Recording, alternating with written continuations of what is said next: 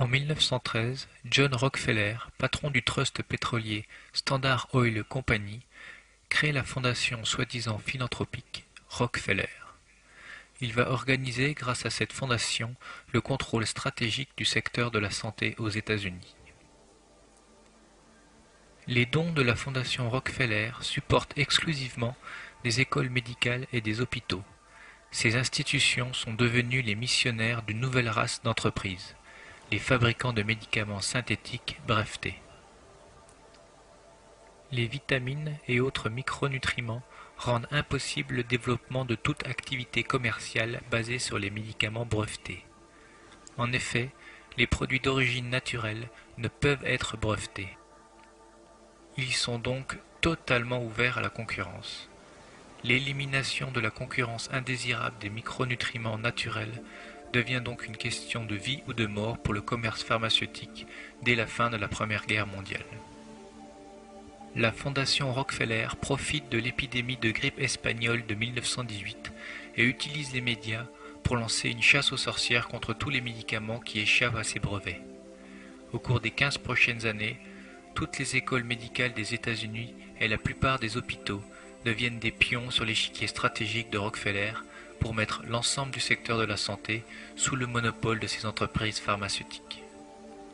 De l'autre côté de l'Atlantique, en Allemagne, un premier cartel chimico-pharmaceutique est créé pour s'opposer à la conquête du marché mondial des médicaments par le seul Rockefeller. Dirigé par les multinationales allemandes Bayer, BASF et Hoechst, le cartel IG Farben est créé. Le cartel IG Farben, tout aussi insatiable, apportera son soutien à un politicien allemand qui leur promet de conquérir le monde par la force des armes. Grâce aux millions de dollars investis en campagne électorale, ce politicien prend le pouvoir en Allemagne, transforme la démocratie allemande en dictature et tiendra sa promesse de lancer une guerre de conquête. Dans chaque pays envahi par l'armée d'Hitler, les premières actions consistent à piller les industries chimiques, pétrochimiques et pharmaceutiques et à les intégrer gratuitement à l'empire IG Farben. IG Farben teste ces substances pharmaceutiques brevetées sur les prisonniers des camps de concentration. Les paiements de ces études inhumaines sont directement transférés des comptes bancaires de Bayer, Hoechst et BASF sur les comptes bancaires de la SS, organisation militaire responsable des camps de concentration. À la fin de la guerre, les actions industrielles de IG Farben sont absorbées par le trust Rockefeller, Rothschild et JP Morgan. Le tribunal de Nuremberg a jugé 24 directeurs de Bayer, BASF et Hoechst, et d'autres responsables du cartel IG Farben, pour crimes contre l'humanité. En 1944, Nelson Rockefeller faisait déjà partie de la direction exécutive du gouvernement américain. Débutant comme sous-secrétaire d'État, il est devenu en quelques années conseiller spécial du président Truman pour les affaires spéciales. Nelson Rockefeller s'est assuré que les vrais coupables ne seraient pas pendus. En effet, il avait alors besoin d'eux. Après seulement quelques années, les directeurs d'IG Farben, jugés à Nuremberg, sortent de prison et retrouvent leur position précédente pour gérer les intérêts des nouveaux propriétaires, les Rockefeller. Rockefeller a aussi aidé à la création de l'OMS, en la finançant dès le début via sa fondation. L'Office mondial de la santé est un organisme largement influencé par le cartel pharmaceutique. Son objectif principal est de développer l'industrie du médicament à travers le monde et de protéger les intérêts des grands groupes pharmaceutiques. L'industrie du pétrole mise à part, le business de la maladie fait plus de profit que n'importe quelle autre industrie sur Terre. En fait, il est plus rentable que l'automobile, la chimie et l'aviation confondues. Il faut plusieurs millions d'euros pour financer les études permettant la mise sur le marché de nouveaux médicaments. Mais aucune entreprise pharmaceutique ne financera l'étude sur des produits naturels non brevetables. Autrement dit, s'il existait un remède naturel contre le cancer, aucune entreprise pharmaceutique n'en ferait la promotion. D'ailleurs, si un remède simple contre le cancer existait, ce serait une catastrophe économique pour le cartel pharmaceutique. Et le pouvoir de lobbying du cartel pharmaceutique est extrêmement important. Nous pouvons donner quelques exemples. En 2005, le gouvernement américain débloque un budget de 1,5 milliard de dollars pour l'achat de 20 millions de doses de Tamiflu pour lutter contre l'épidémie imminente de grippe aviaire.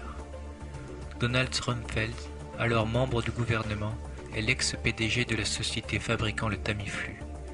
Cette grippe aviaire ne fera aucun mort aux USA.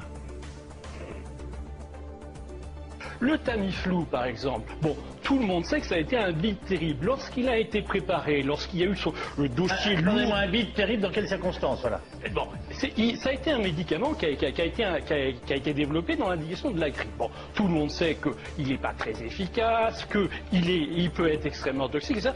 Bon, et aujourd'hui, alors que, compte tenu de toutes les études qu'on a faites, dans les indications normales, on a vraiment des certitudes extrêmement faibles de bons rapports bénéfices-risques, et c'est pareil pour le vaccin contre la grippe, on pourrait développer.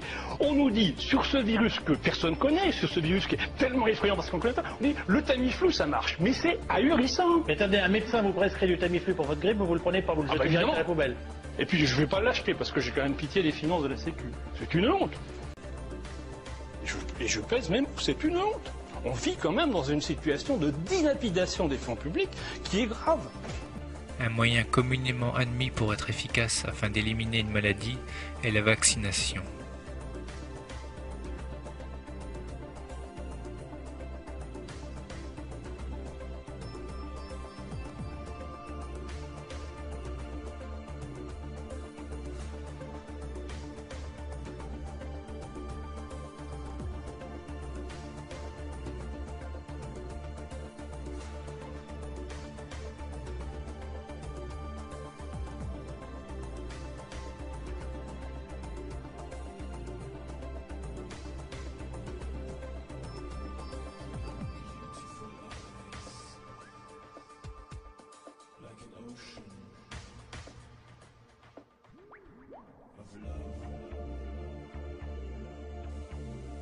En mai 2009, l'OMS, probablement sous l'impulsion du cartel pharmaceutique, a changé la définition officielle d'une pandémie. Elle est passée d'une définition logique, une pandémie est une contagion à l'échelle mondiale avec un taux de mortalité élevé, à une définition illogique, une pandémie est une contagion à l'échelle mondiale. N'importe quelle grippe saisonnière est donc une pandémie. Cependant, nous n'entendrons parler que de la grippe A.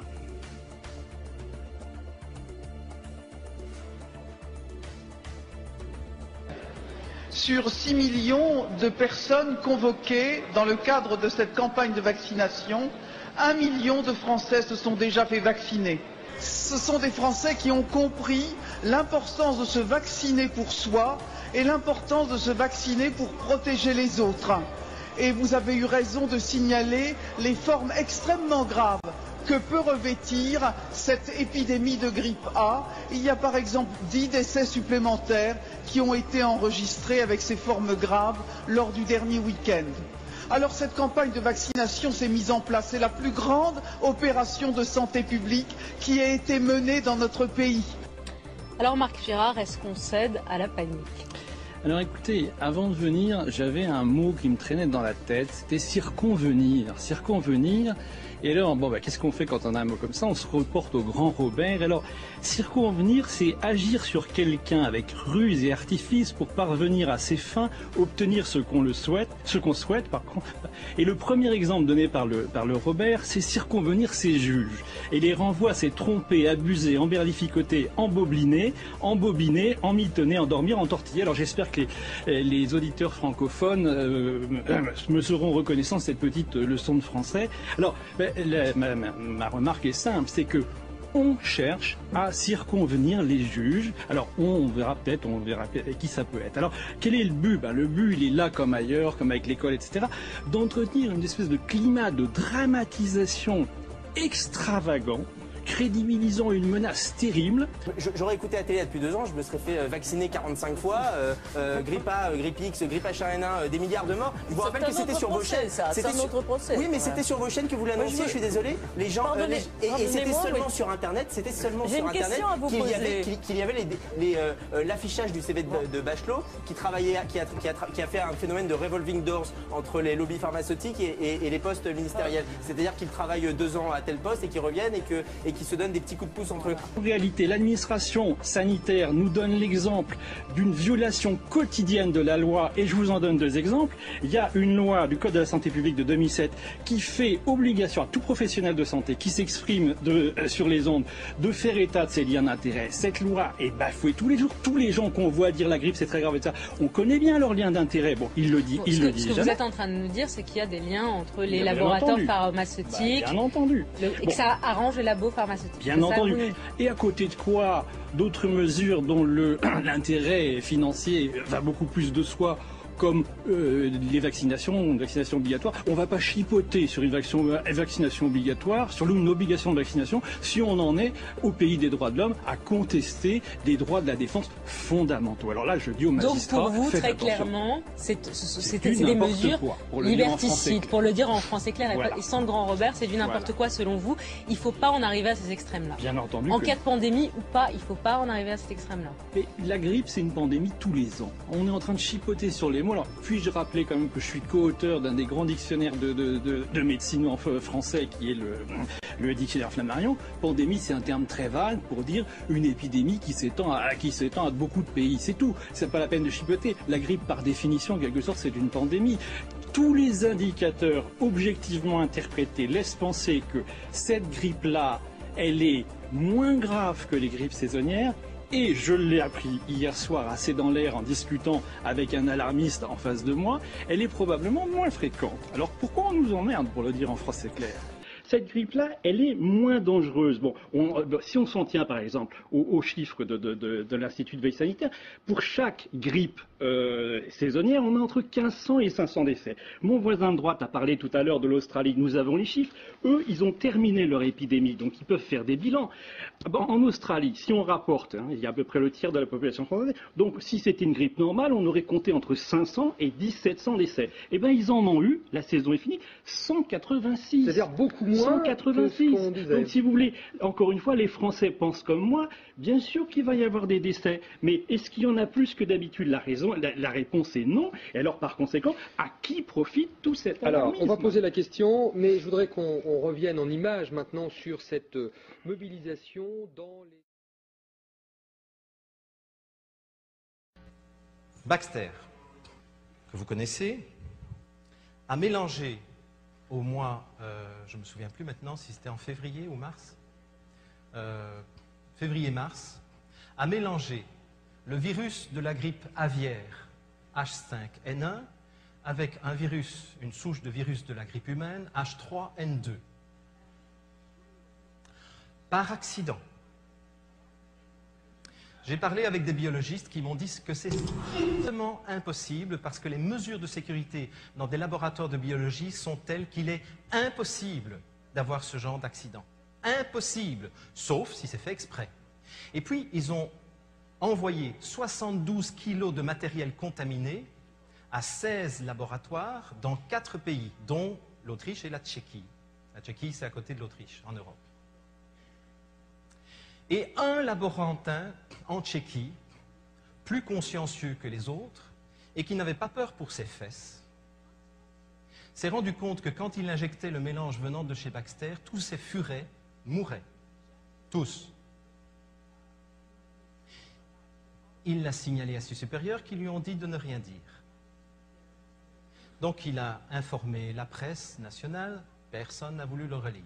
Et finalement, il l'a dit à un journaliste local, qui lui n'avait pas peur pour ses fesses non plus, et qui l'a écrit dans le petit journal local. Le hasard a fait qu'une dame, qui s'appelle Jane Burgermeister, on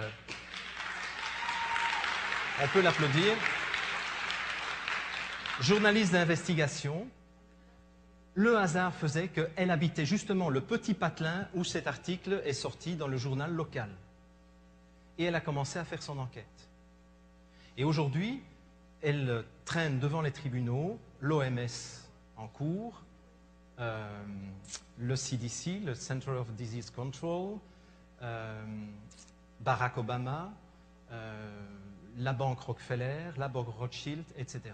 Et là, aujourd'hui, nous sommes des milliers, des centaines de milliers à être au courant de ce qui était en train de se préparer pour nous foutre des merdes dans les veines.